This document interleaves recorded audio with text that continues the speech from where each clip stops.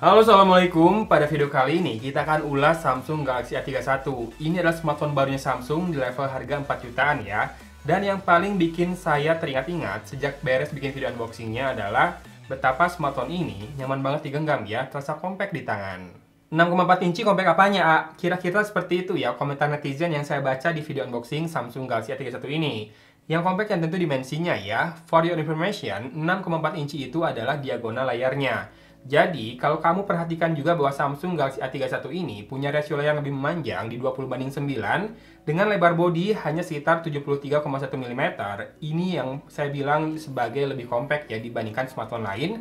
Atau karena belakangan ini mungkin saya lebih banyak memegang smartphone yang bongsor dengan rasio layar nggak sepanjang itu, jadi ini terasa lebih compact. Terlepas dari soal dimensinya, layar dari Samsung Galaxy A31 ini sudah menggunakan panel Super AMOLED ya, dengan resolusi Full HD Plus dan juga kerapatan 411 ppi. Soal vibransi warna dan ketajamannya, tak usah diragukan lagi kayaknya ya. Jangan lupakan juga bahwa penggunaan panel ini memungkinkan Samsung Galaxy A31 mempunyai dua hal ya. Yang pertama adalah Always On Display dan yang kedua In-Display Fingerprint Scanner, yang menurut saya adalah dua hal penting yang harus dimiliki oleh smartphone saat ini. Oh ya, jangan lupakan juga ketebalan dari smartphone ini yang hanya 8,6 mm saja, padahal mengusung baterai 5000 mAh ya. Ini terasa tipis dan compact bagi saya dengan kapasitas baterai sebesar itu, dan nampaknya ini yang jadi diferensiasi kuat dari Samsung Galaxy A31. Dan di hari pertama, saya baru cas penuh smartphone ini selesainya di jam 10 pagi ya, dan ternyata baru sisa 10% itu di besok harinya, jam 10 malam. Dalam artian dia mampu bertahan dalam skala pengisian daya selama 36 jam. Dengan total screen on time 6 jam ya. Penggunaannya memang intens untuk sosial media kebanyakan, tapi saya juga sempat main PUBG ya 1 jam di dalam kurun waktu 36 jam itu. Kemudian di hari ketiga, saya selesai sahur itu baru lepas charge sekitar jam 3, dan dia baru butuh dicas lagi sampai sisa 10% lagi itu di jam 11 malam. Jadi mampu bertahan 20 jam dengan screen on time yang mencapai 7,5 jam. Itu sudah termasuk main PUBG hampir 3 jam, Instagram 2 jam, dan YouTube hampir 1 jam ya. Jadi menurut saya, konsumsi daya yang dimiliki oleh Samsung Galaxy A31 ini tergolong hemat, tergolong awet, dan juga ternyata Helio P65 yang diusung oleh smartphone ini nggak gampang panas juga ya ketika main game. Ya, saya bilang awet dengan juga mempertimbangkan kapasitas baterai yang besar ya di 5000 mAh, dan ini sudah punya fast charging 15 watt, jadi pengisian dayanya nggak akan lama-lama banget ya. Lalu untuk gaming sendiri, menurut saya Samsung Galaxy A31 ini masih playable juga. Bahkan di percobaan pertama, saya sempat langsung chicken dinner ya ketika main PUBG, di mana settingan grafisnya ada di HD High ya defaultnya, atau kalau kamu turunkan sedikit ke balance grafisnya, kamu bisa dapetin frame rate ultra ya. Helio P65 sendiri merupakan pilihan prosesor yang unik memang, di saat smartphone Samsung lain di level mid-range kebanyakan pakai Exynos 9611. Tapi dari pemikiran real saya ternyata no problemo juga ya. Masih gegas, masih kuat buat gaming, dan juga ternyata hemat daya juga ya. Untuk masalah harga, seperti yang sudah saya bahas di video unboxingnya, Galaxy A31 ini memang memiliki harga resmi yang sedikit di atas Samsung Galaxy A51 saat pre-order dulu. Tapi perlu diperhatikan juga bahwa kondisi sekarang, Samsung Galaxy A51 telah mengalami penyesuaian harga, sudah naik harganya, dan Galaxy A31 ini nampaknya dirilis ketika memang masalah kurs rupiah yang melemah menjadi imbas bagi penentuan harganya. Jangan lupa baterai Samsung Galaxy A31 ini lebih besar dengan tetap menghadirkan NFC ya buat Samsung Pay, dan juga portnya sudah USB Type-C dengan adaptive fast charging serta layar Super AMOLED dan juga quad kamera 48 megapiksel. Ngomong-ngomong soal kameranya nih, saya mau bahas kamera ultra makronya duluan. Karena menurut saya, dengan apa yang ditawarkan oleh Samsung, ini punya kamera makro yang lebih baik dibandingkan beberapa smartphone yang sudah pernah saya coba. Usable banget hasilnya, menurut saya lebih tajam juga. Mungkin ini faktor dari sensor 5 megapiksel yang Samsung sematkan ya, nggak pelit lah pokoknya. Betul, kebanyakan kamera ultra makro di smartphone lain kan menggunakan sensor 2 megapiksel. Jadinya, kalau menurut saya, ini sudah lebih tajam. Bahkan kamu bisa lihat di foto-foto berikut ini, nggak terlalu jauh ya perbedaannya dibandingkan kamera utama untuk masalah ketajamannya. Jadinya menurut saya usable banget ya si kamera makro ini. Dan juga dia punya titik fokus yang bisa lebih dekat ya, dimana umumnya itu kan maksimal di 4 cm, dan dia bisa lebih dekat lagi di 3-5 cm.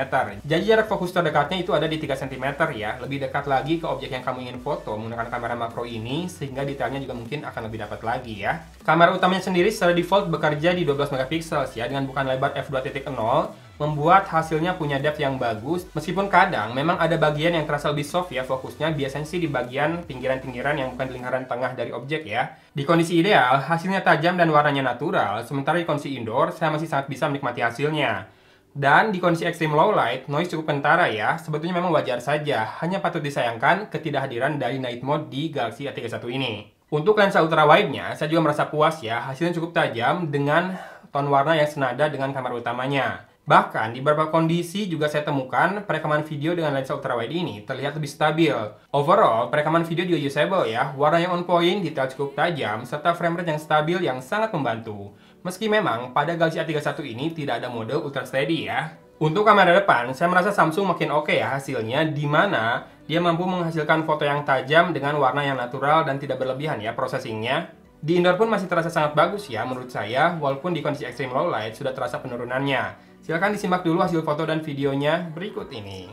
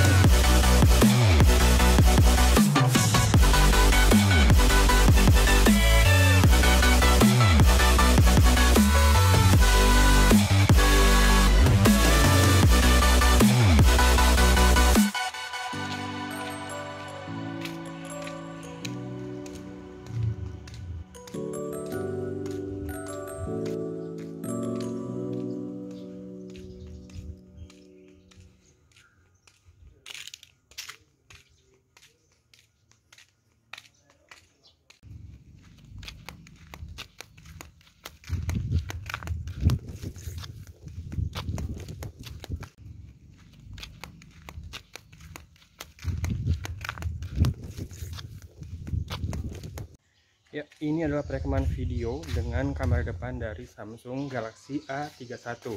Kita lihat menghadap backlight, wajah tetap kelihatan terang ya.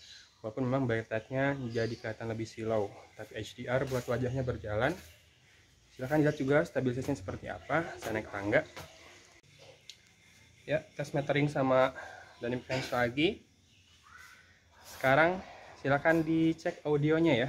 Jelas nggak segini? Noisy nggak? Atau terlalu pelan nggak? Di belakang ada suara-suara yang lagi benerin bangunan, harusnya kedengaran.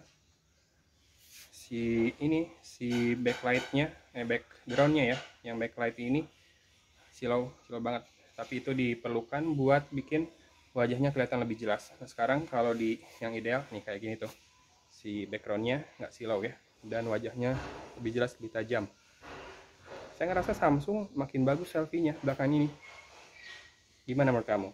Untuk sisi software, Samsung Galaxy A31 ini dibekali dengan One UI 2.1 yang bagi saya masih menjadi salah satu custom UI terbaik Android sejauh ini ya, dimana fitur-fiturnya sangat intuitif dan sudah berulang kali saya highlight. Singkatnya, enak dipakai dan juga simple lah ya. Untuk digunakan menikmati konten multimedia, Samsung Galaxy A31 ini sudah sesuai banget ya menurut saya. Layar vibrant dengan daya tahan baterai panjang jadinya cocok buat kamu yang di rumah aja maraton nonton ya kerjaannya. Atau untuk video call, semisal untuk meeting online, ini juga bisa diandalkan ya, karena baterainya tahan lama dan kamera selfie-nya juga bagus. Dan untuk nonton video klip musik, saya rasa masih usable juga ya. Dalam artian suaranya masih baik, terkontrol dan juga powernya masih cukup. Walaupun memang ini karakternya terasa rada flat ya, dan juga ini memang nggak stereo ya loudspeakernya.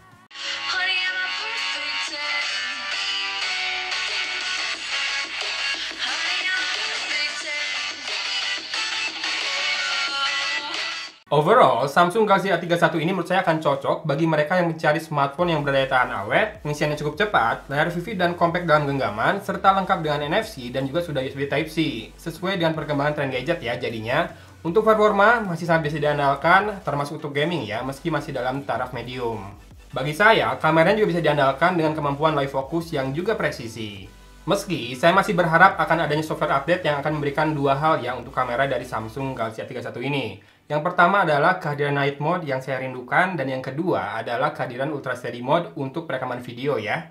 Biar lebih worth the price lagi tentunya. Yang jelas, buat kado lebaran ini cocok, nama besar Samsung tentunya tak akan mengecewakan orang-orang terkasih ya, dan juga layanan purna jualnya sudah terjamin. Misal saya sekarang di Cimahi, ada service centernya, atau mau saya kirim ke Garut gitu ya, buat orang tua, di Garut juga ada loh service centernya. Mantap ya. Oh iya, look smartphone ini juga tergolong kece ya. Saya adalah termasuk orang yang menyukai pola prism di back cover dari smartphone seri A Samsung terbaru. Dan pastinya yang bikin saya suka banget adalah karena compactnya itu tadi. Udah ya, jangan didebat ya compactnya. Sip, pengalaman yang betah saya dapatkan selama menguji Samsung Galaxy A31 Prism Crush Black ini. Dan tibalah kita di akhir video kali ini. Dari kota Cimahi, Agun pamit undur diri. Wassalamualaikum warahmatullahi wabarakatuh.